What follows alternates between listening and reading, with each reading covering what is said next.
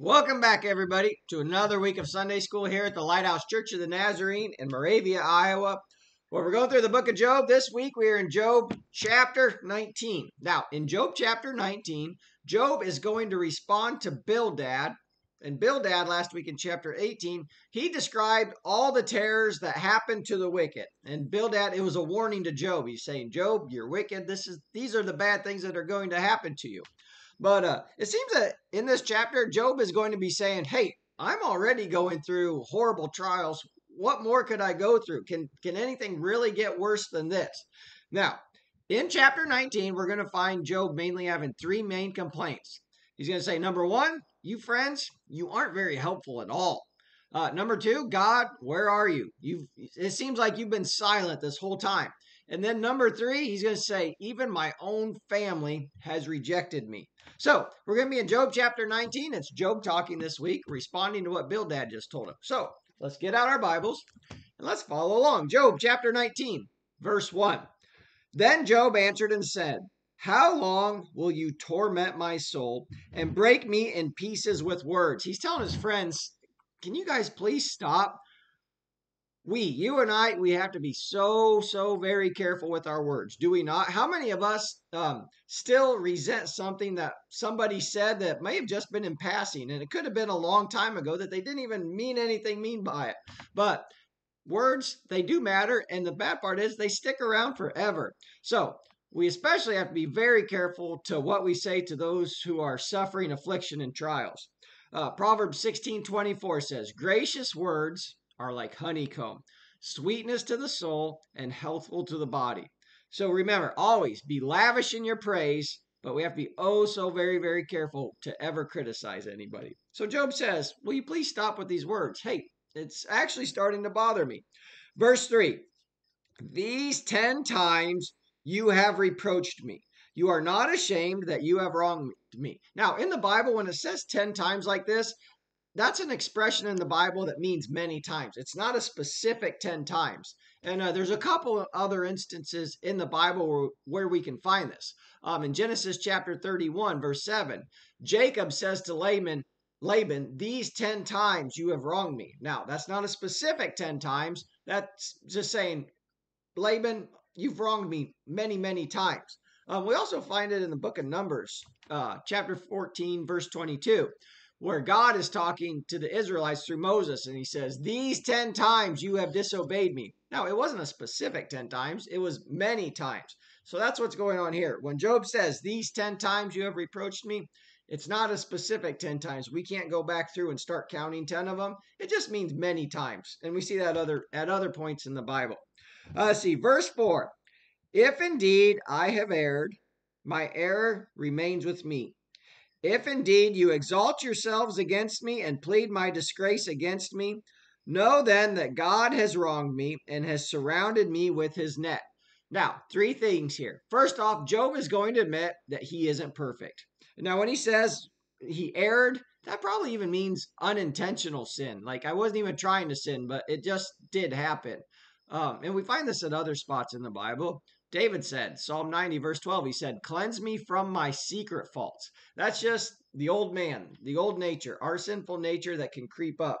I think that's what Job is probably referring to here when he says, if indeed I have erred, my error remains with me.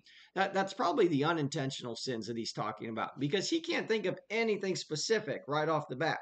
Number two, he's going to say to his friends, why are you judging me? Why are you elevating yourselves above me and looking down upon me? Why are you making yourselves great at my expense? Because his friends do seem to enjoy what's going on here. And number three, Job is going to say, God has caused this, but for reasons that I do not understand. That's what Job is saying right here. How hard would it have been for Job to go from being on top of the world, the one everybody went to and respected, to now being penniless and ridiculed by everybody else? That would be hard. So verse 7. This is Job talking still. If I cry out concerning wrong, I am not heard. If I cry aloud, there is no justice. Now, Job isn't getting an answer from God. He feels like God is being silent. He says, I cry out concerning wrong, and I am not heard. Job was probably accustomed to finding comfort and some sense of an answer from God, but now he feels like God's silent. we can do that too. Sometimes we can feel like God is silent and that according to a matter that is important to us, we can feel like God is silent. So what do we do in those situations? First, we have to get into his word. This is how God speaks to us, through his word. We have to get into his word. That's the first step we can do. And you know what else we have to do? We have to wait. Now, Job would have been wise to wait before making any accusations to God. He should have waited till God spoke. And God is going to speak up. But how hard is it for us to wait? We want things done now. And when we're praying to God, we're praying to an entity that has no concept of time. He's been here forever and he will be here forever. And so what is that verse in Isaiah? Those who wait on the Lord shall renew their strength. They shall mount up like wings on eagles. They shall run and not be weary. They shall walk and not faint. Sometimes we just have to wait on the Lord. Remember, God doesn't make any mistakes. Though at times we might question his wisdom, but we should never do that. God never makes a mistake. Let's see, verse 8. He has fenced up my way so that I cannot pass, and he has set darkness in my path.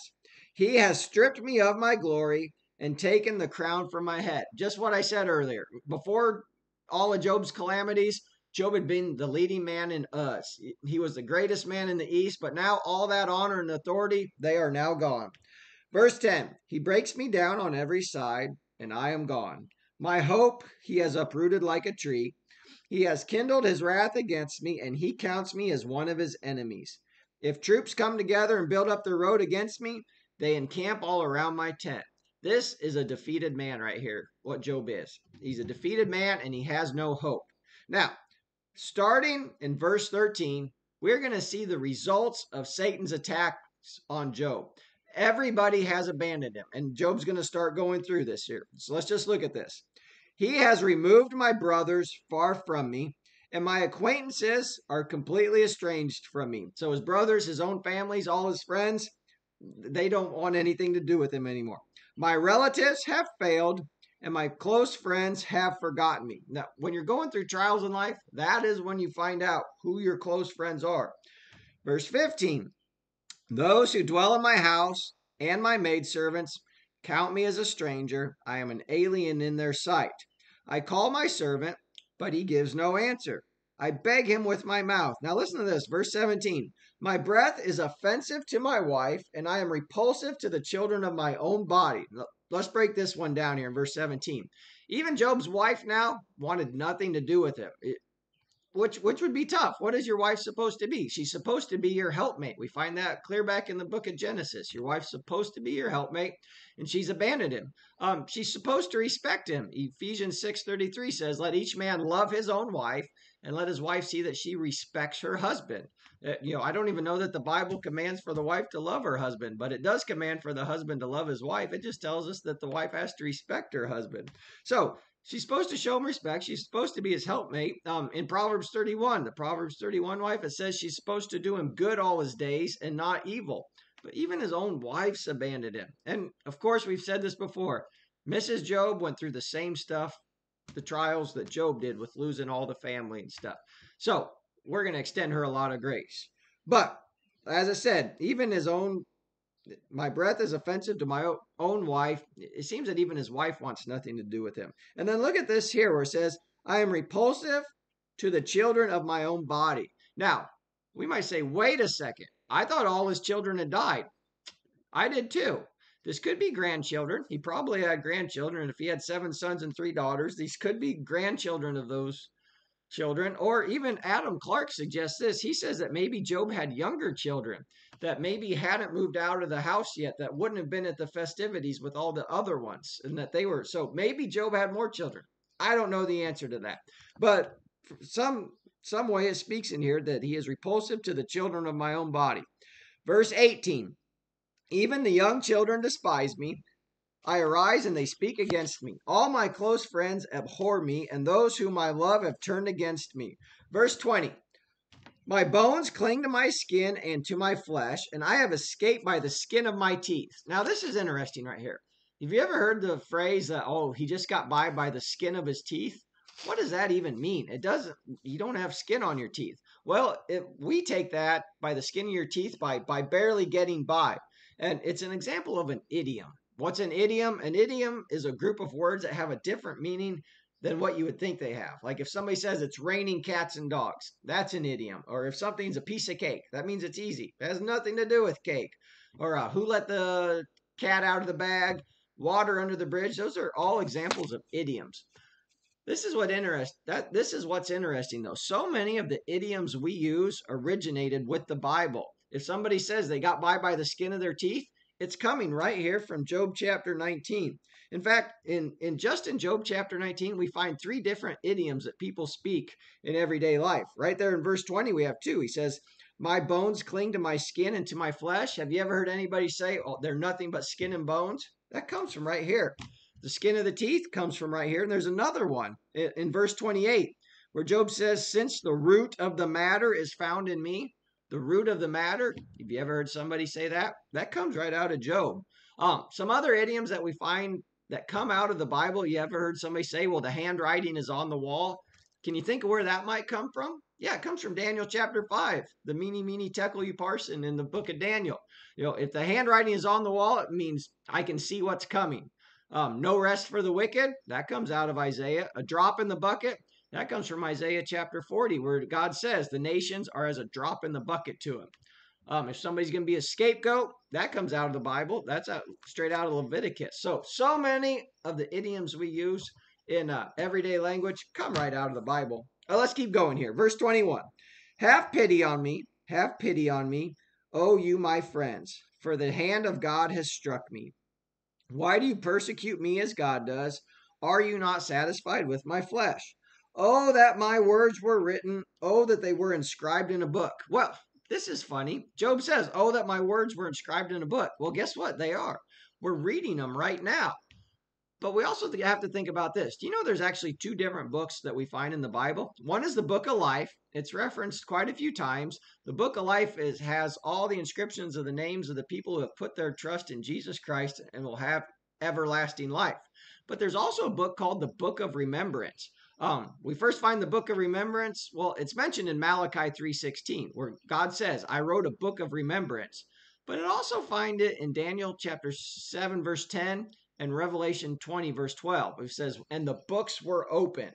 So this tells us that everything we ever did is recorded in a book somewhere. Now, Jesus said, what did he say? For every idle word men may speak, they will give account of it in the day of judgment. But we have to think this through here.